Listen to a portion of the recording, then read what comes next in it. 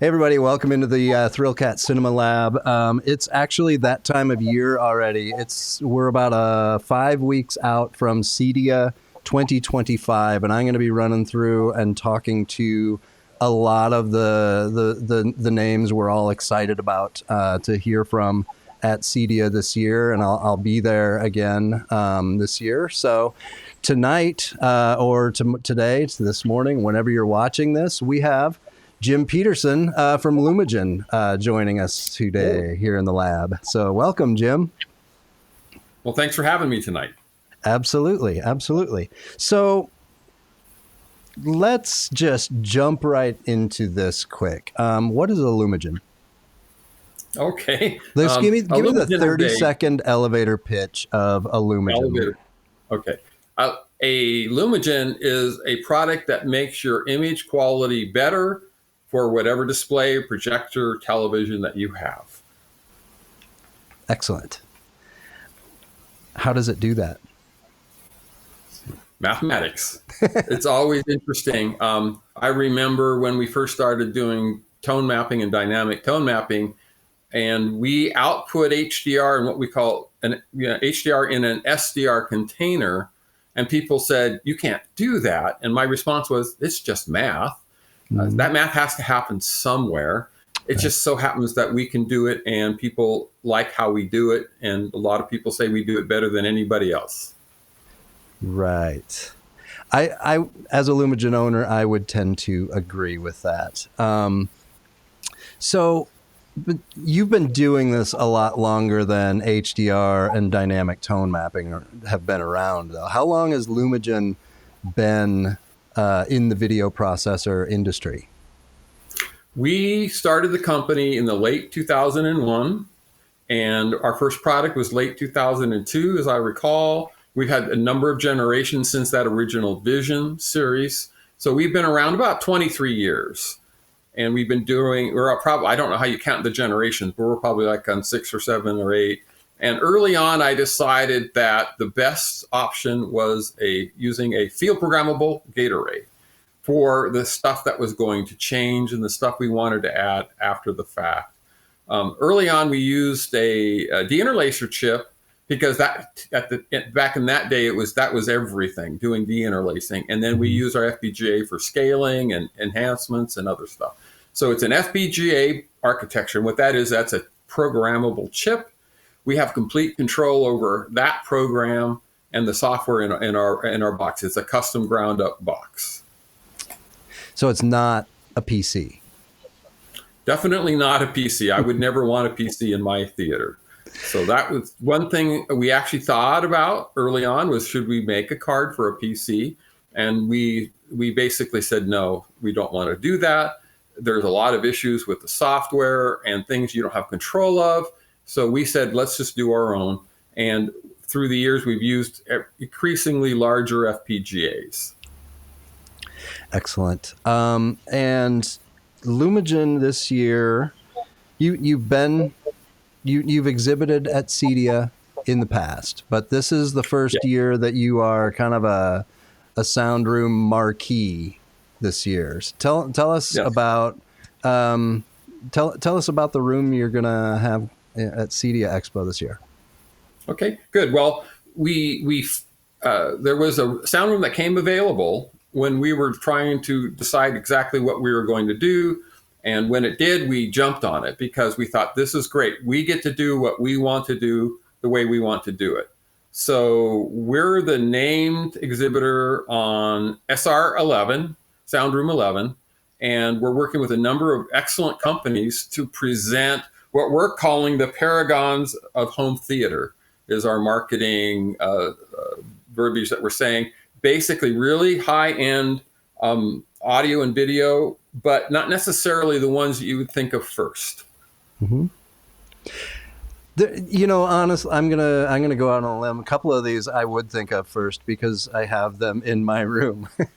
I think of, when I think of a video processor, I think of the Lumagen. I've been a customer or an owner for a couple of years now.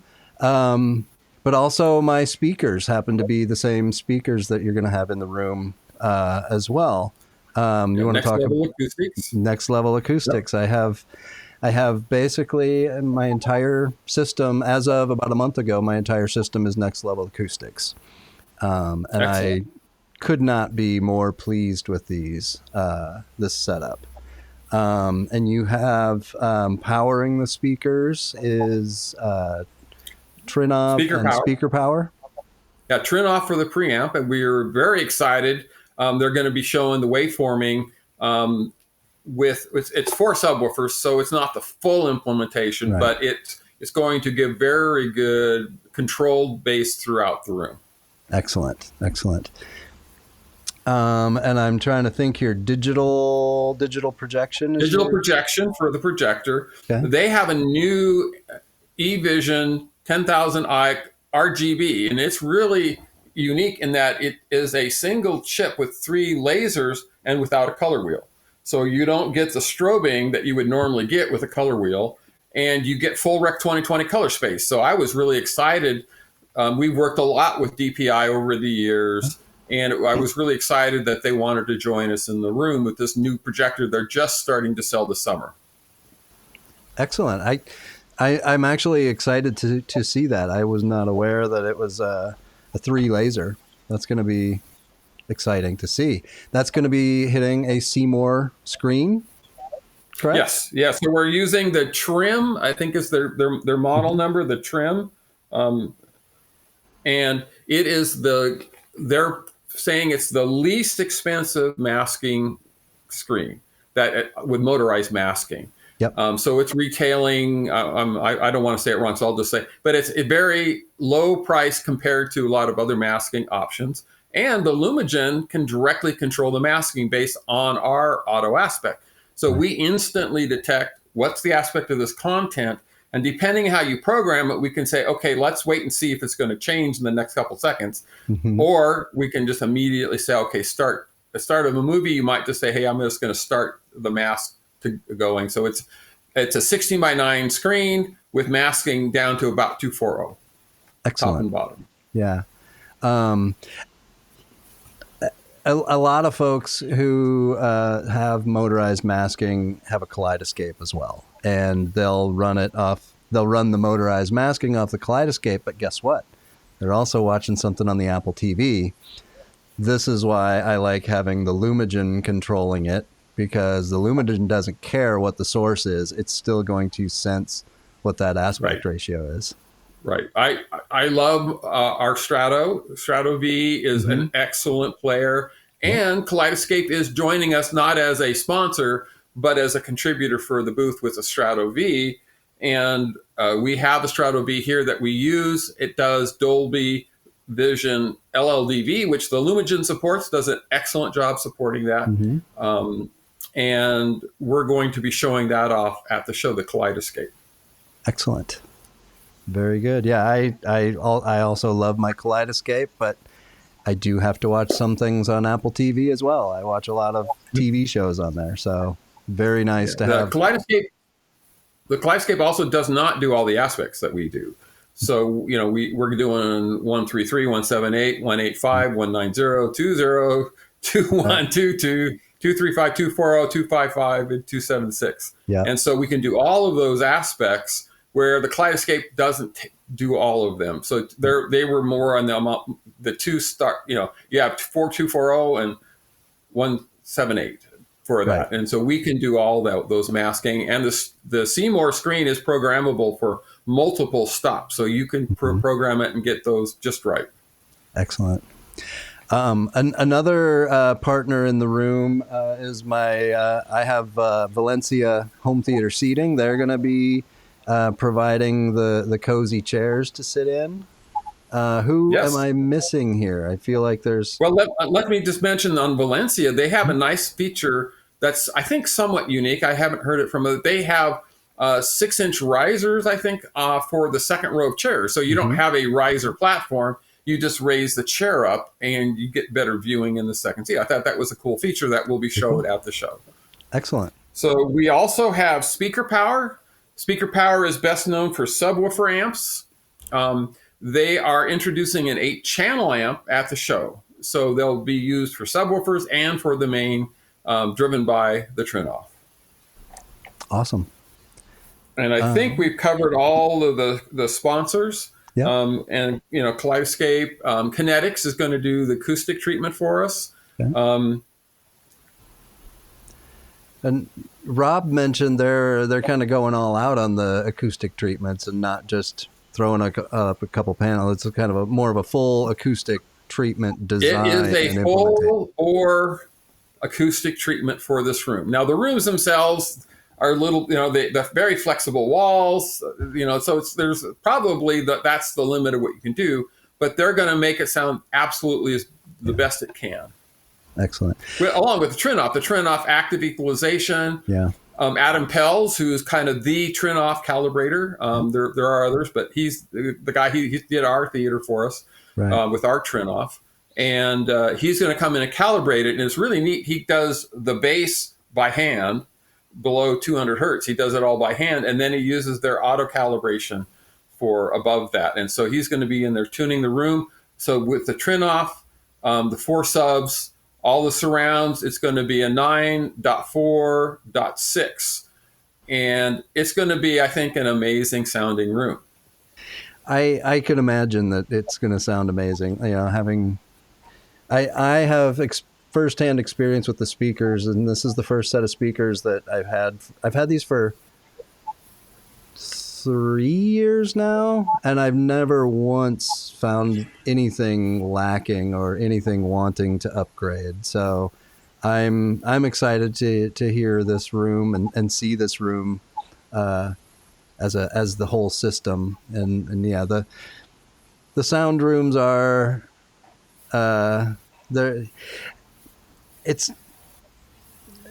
you can make them sound really good in there, but you're also they're not soundproof, so you're fighting right.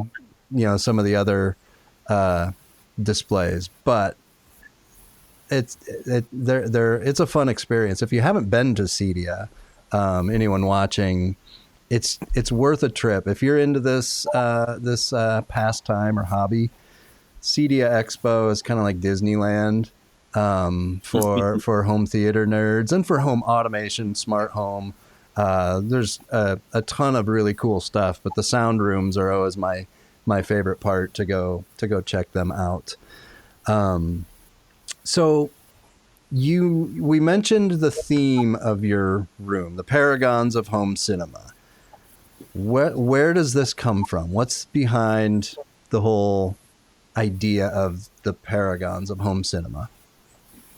I think it really comes from like a best in class. It's just the premium sound. And one of the thoughts we had, though, is we want the best looking, the best sounding, but not at some price point that no one right. that we know anyway can afford. Right. And so we're trying to keep it still not cheap. I have people I talk to say someone spent $20,000 on a home theater. They thought that was absurd and outrageous. Yeah. I said, well, do you have a boat? Do you have a nice car? Just what people want. But so we're in the 150, 160,000 for all the equipment range. We haven't totaled it up exactly yet, but in that range. So not inexpensive, but humans, mere mortals, as I like to say, can afford to get this.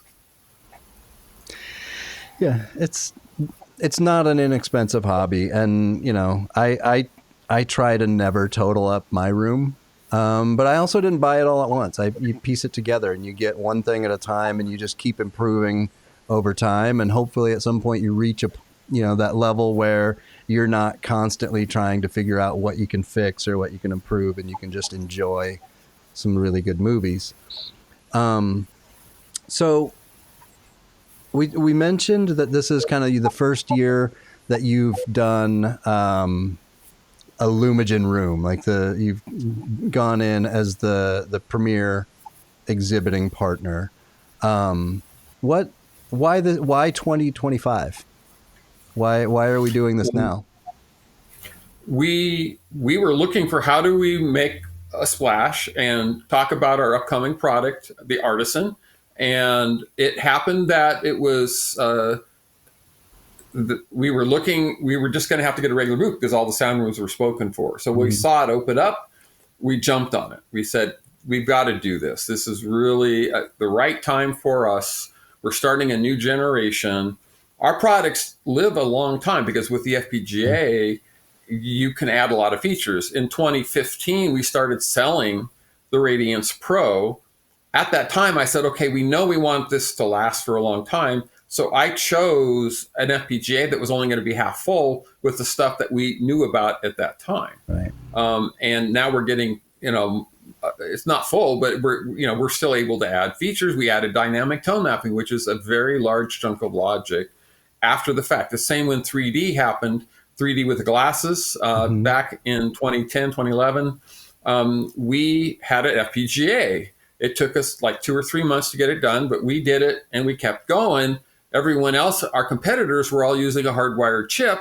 They couldn't do 3D and they went out of business. Right. So FPGA has proven to be a very valuable feature for us to have. We're able to go in and put features in. A lot of the features we have are like this, specific to 1 or 2 systems that if they're easy to add and a dealer says, hey, I'm at this house, I need a feature. I can't do this. Can you add that? And we look at it, and not every time, but sometimes we're able to say, Pat, can you do this? He says, yeah, I can have that in there in 2 hours. And we ship them off before they leave. We ship them a new release, and they've got a new feature. So we pride ourselves in having the best support. Our customers can call us. Our dealers can call us.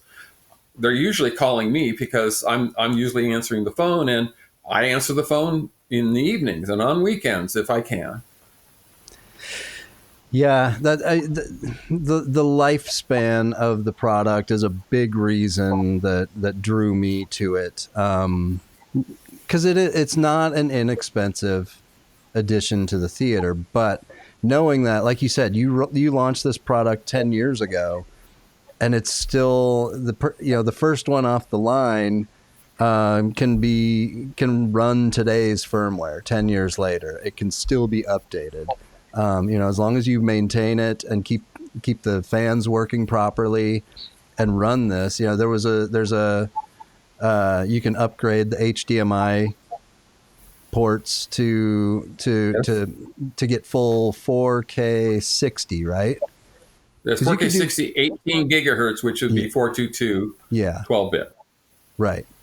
Yeah. So when we first introduced it in 2015, the best chips we could get were the 9 gigahertz, which could do 4K 60, but it was 8-bit 420. Right. And we actually did really a lot of work to make outputting at 420 look really good. We dither, look up dither, and it really does help in the way we do it. It does a really excellent job, even with those 9 gigahertz cards.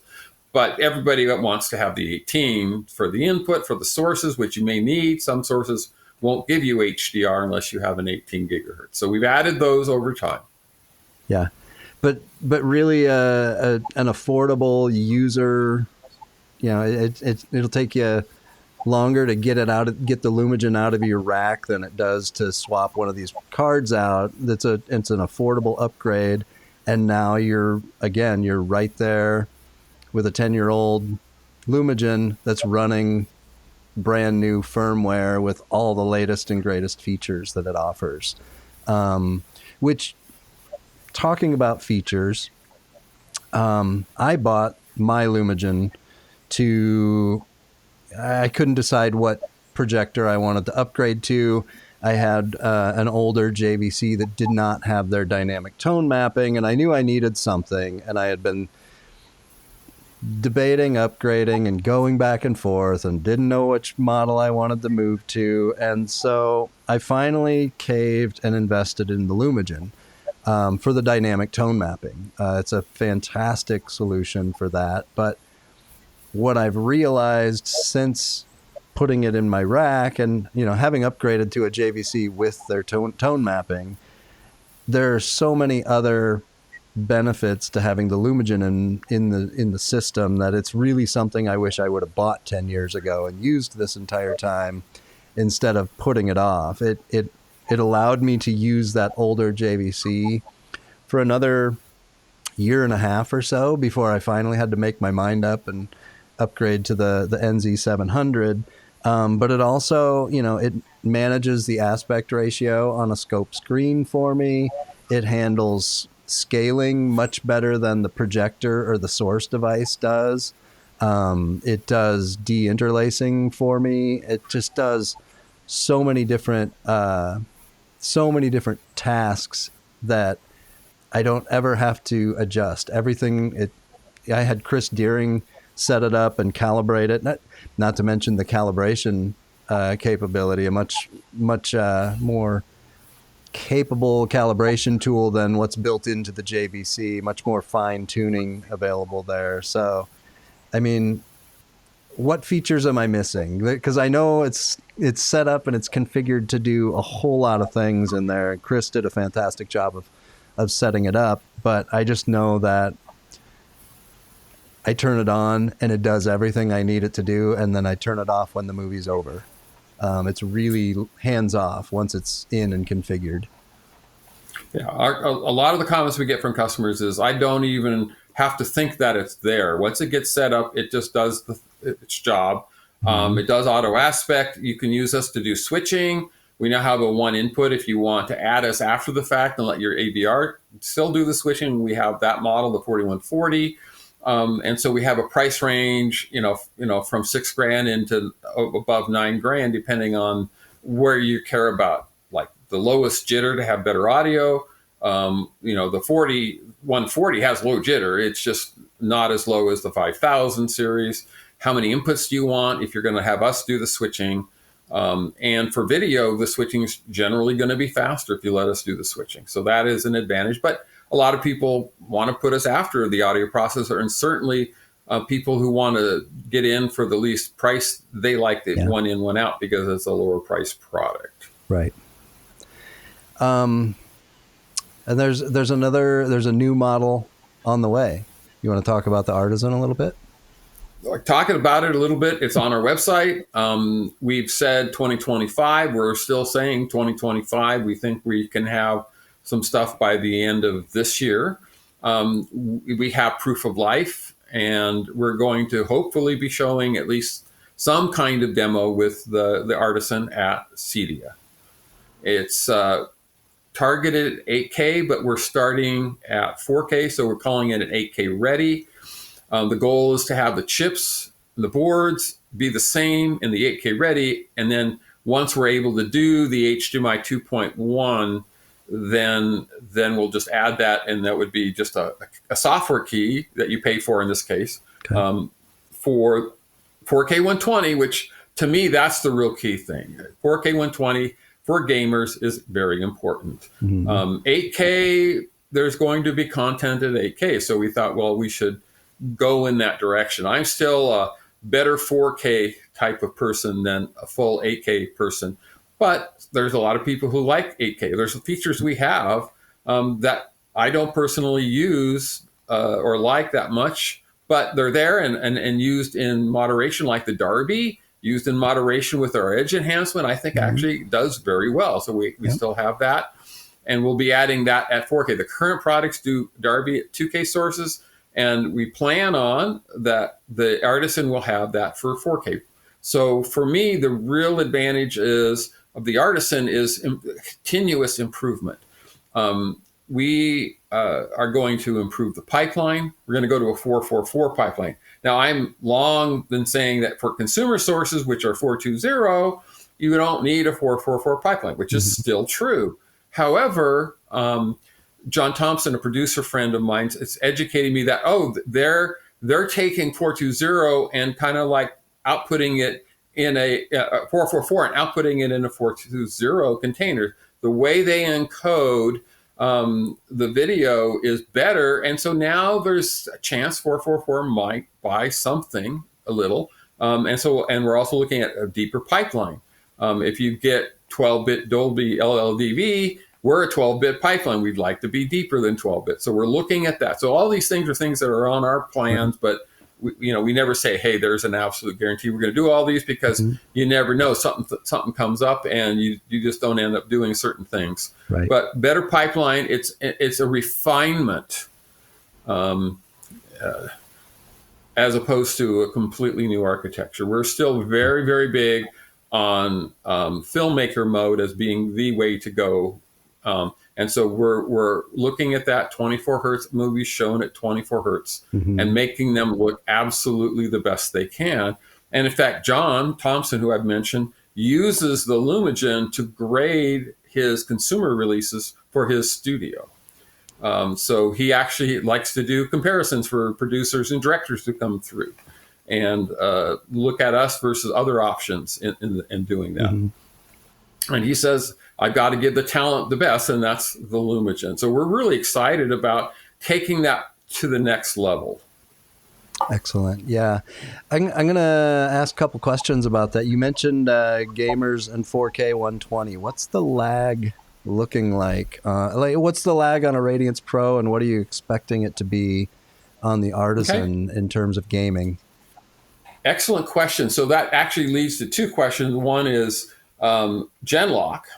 And Genlock gets the input to the output at the same delay for every frame. And that's the first step. That's very important for movie content because you want to have consistent lip sync. And you don't want it varying 1 or even 2 frames as some other products do. You want it to be rock solid at what you're doing. So first you turn on Genlock to get a constant in to out, and every input frame is output exactly once. And then you can turn on game mode. Now, our game mode has all the features. You can do every feature for normal video in game mode, and what it is, it's just one frame less delay. So instead of 1 frame plus 3 milliseconds delay, it's just 3 milliseconds delay, getting from the input to the output. Now, that's 16:9 in and out. It could be a millisecond or 2, but it's a fixed time. So it's very consistent.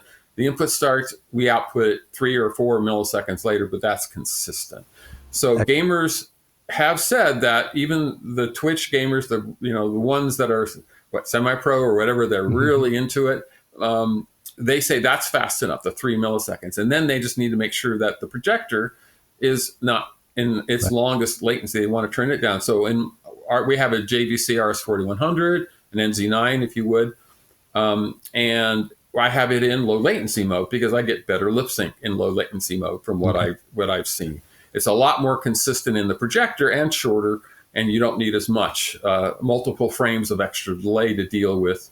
And the Lumagen also has that programmable video delay. So not only can we can Genlock and say, because your audio processor, like the Trinnov, maybe it's 73 millisecond base audio delay. And you can say, hey, Lumagen, delay the video, 48 milliseconds. And so that we can be properly lip sync, Genlock so the lip sync doesn't vary, or in game mode, very, very short delay. Very good.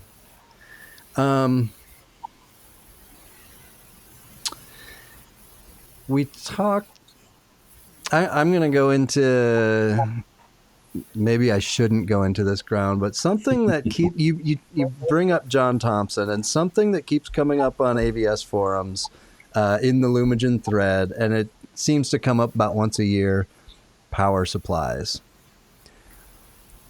Okay. What is there to be gained by upgrading a power supply on a Lumagen?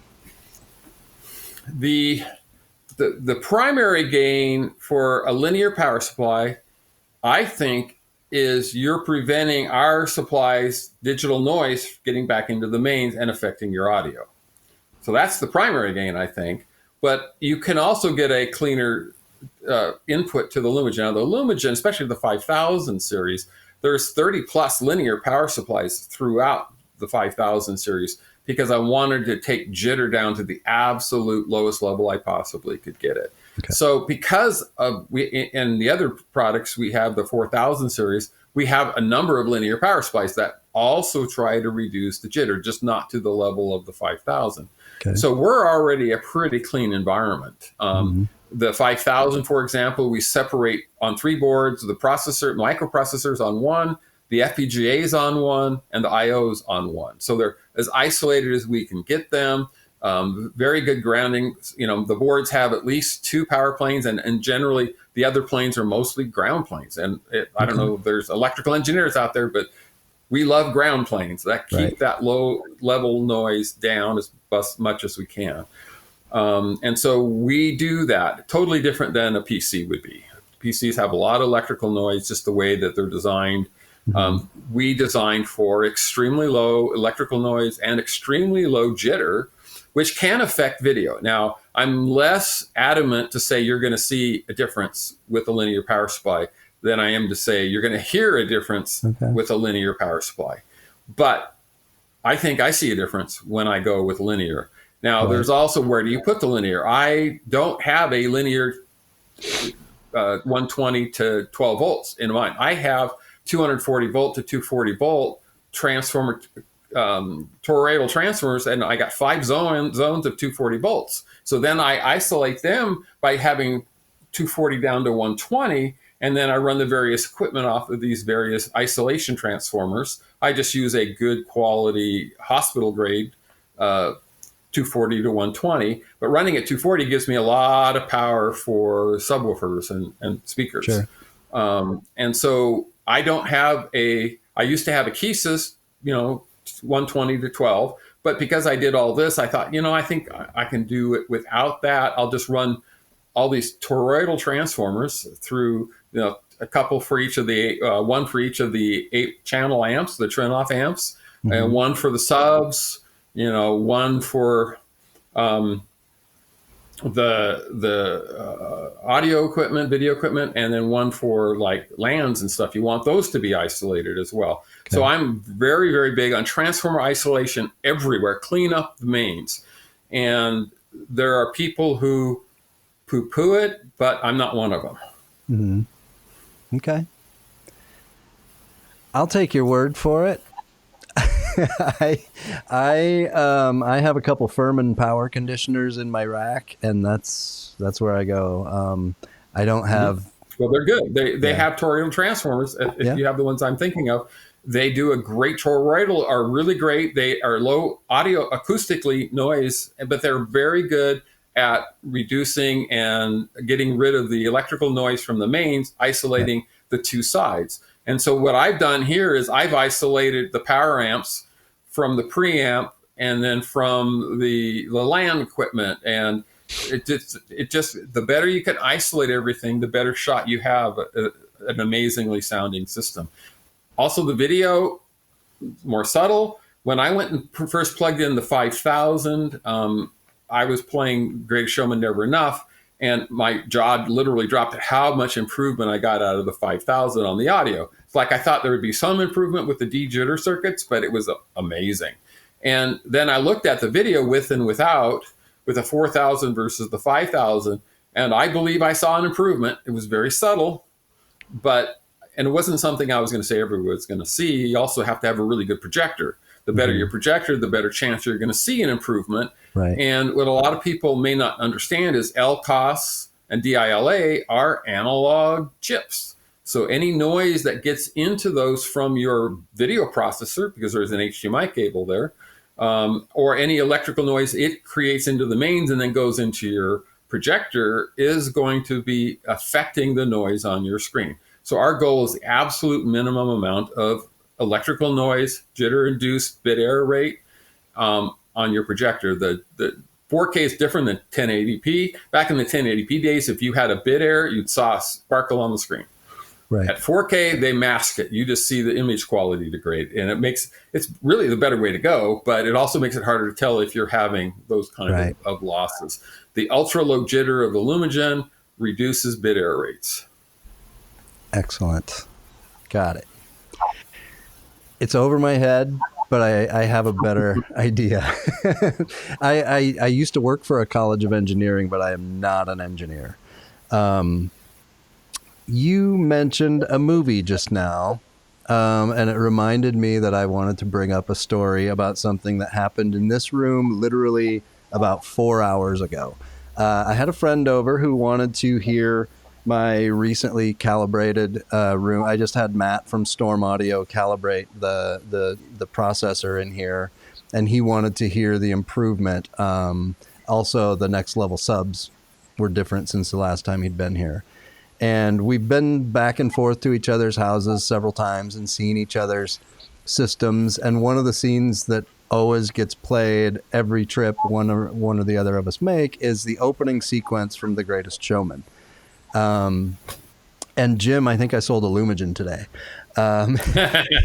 He sat down in here, and the first clip in the playlist that we use on Kaleidoscape was that first song. And as soon as it was done, he looked at me and he was like, there's like 6 spots in there where I could just see the improvement. He's using a JVC NZ900 and using the built-in tone mapping on that. I'm using the 700 with the Lumagen tone mapping, and he had a mental bullet list of all the different areas where he could see the improvement that the Lumagen was doing over what the JVC's tone mapping, which is very good built-in tone mapping, but the Lumagen was outshining it, and he saw it immediately. So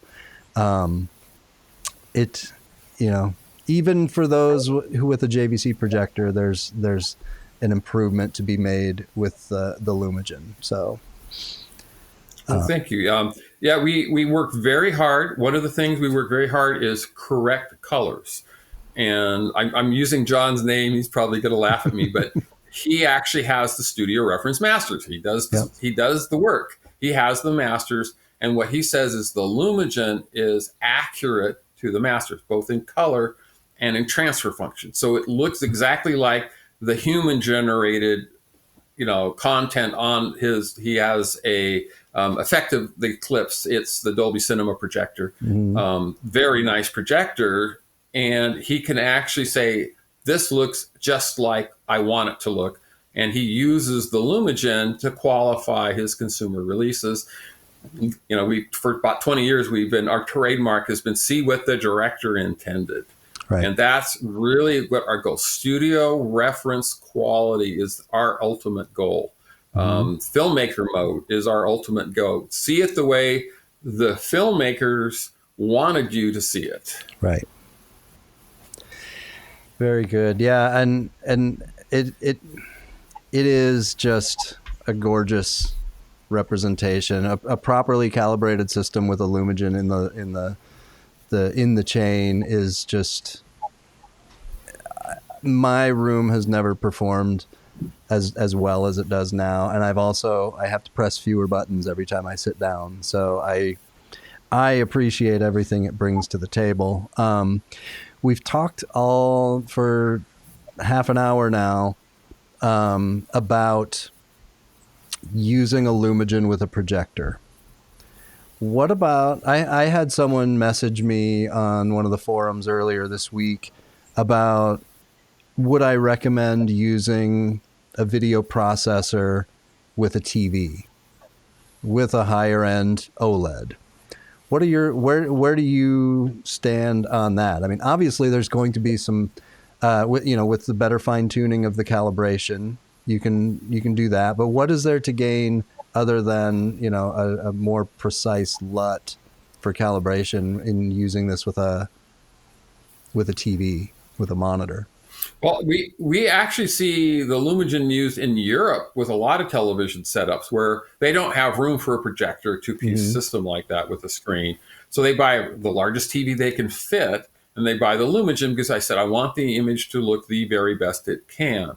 Now, in the US, if you're spending $1,000 on a television, even the entry $6,000 Lumagen, you have to really be someone who wants the absolute best to do that. But if you're constrained from a space where I have a TV, how do I make it look the best? Yep. Then the Lumagen has that opportunity. You need less tone mapping because you have TVs at 800 nits or even over 1,000 nits. So with 1,000 nit title, the key there is to get the transfer function correct. If you have 1,000 nit OLED, typically they're not 1,000, but let's say you did, and you got that transfer function, the BT2084, correct, that is effectively static tone mapping. But you can still improve the image because a lot of the scenes aren't really done as well as they could have been. So we will analyze those scenes and we will put them on that television the best it can look. Plus, for 4,000 nit titles, you still want to have some tone mapping. So there's still some tone mapping there. The difference isn't as dramatic. And some people say, hey, I'm just going to watch it static, and that's fine. But you have some of the other features. You have better scaling, better enhancements than the television. And we have people, not for me, but they take 240 content and they'll crop and stretch and fit it on their 16:9 television because they want to fill the screen.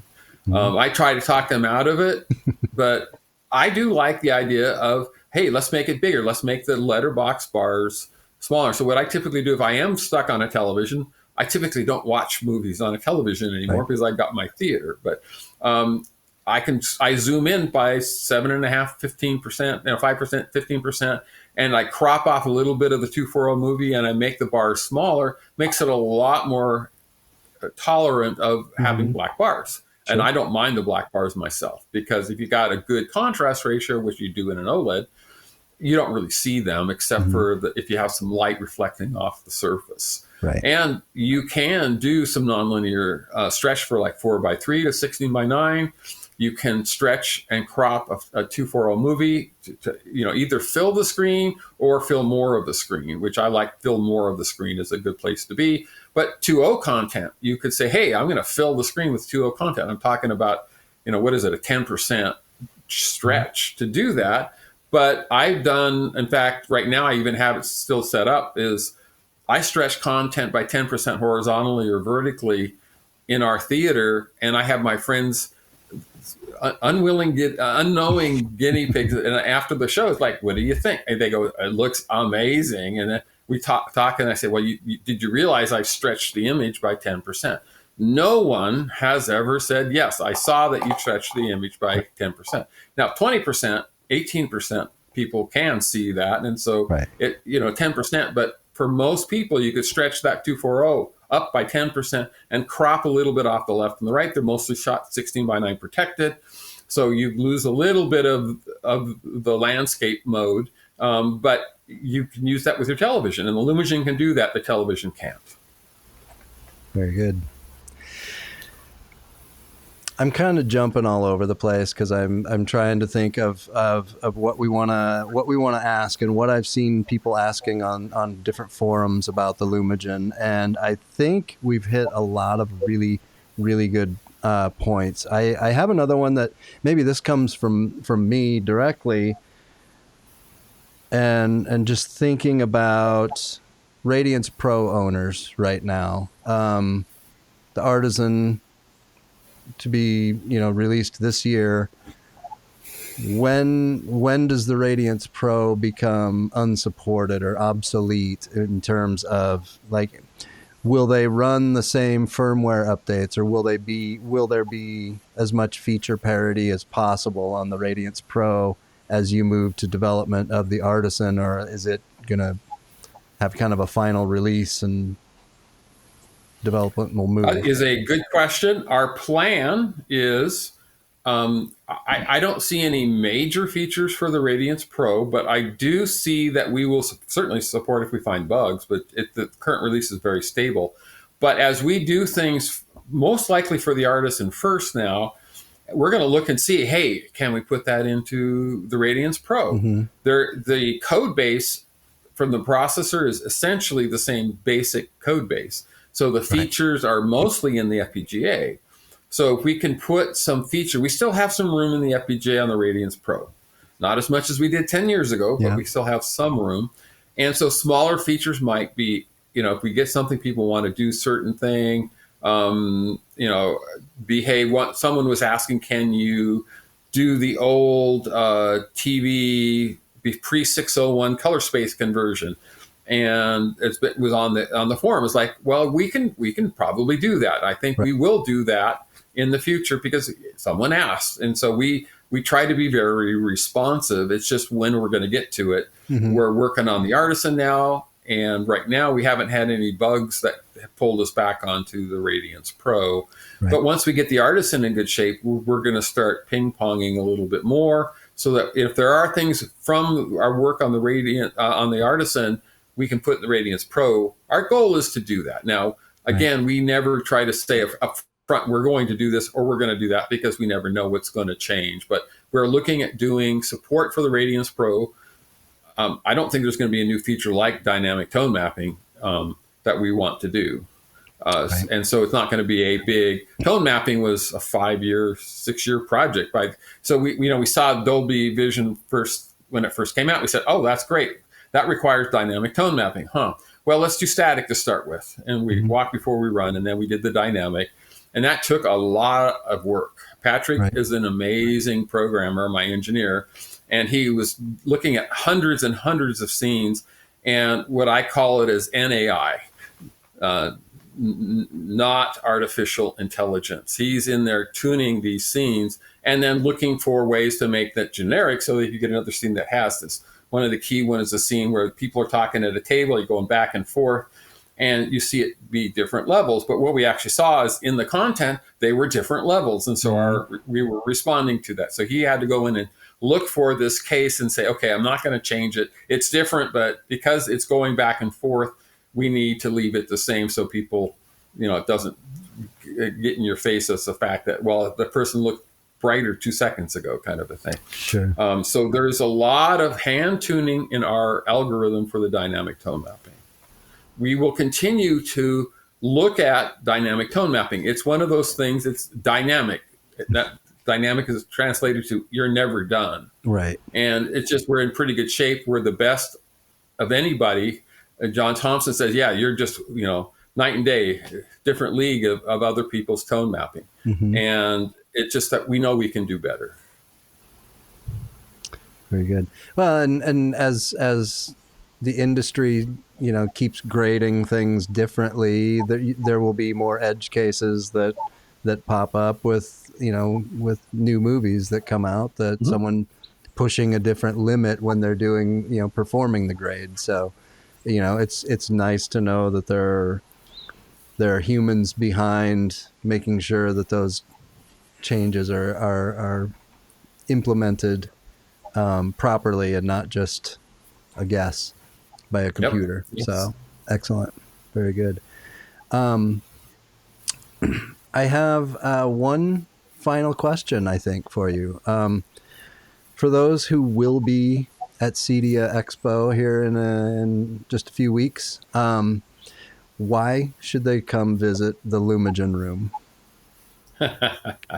Best of show. We think we'll have the best. Whether we get an award or not, we don't care. We do care, but we want to present the very best video and audio at a price point that, like as I said earlier, mere mortals can afford. It's not inexpensive, but if you're looking at a really nice boat, it's probably not a lot different in that price point.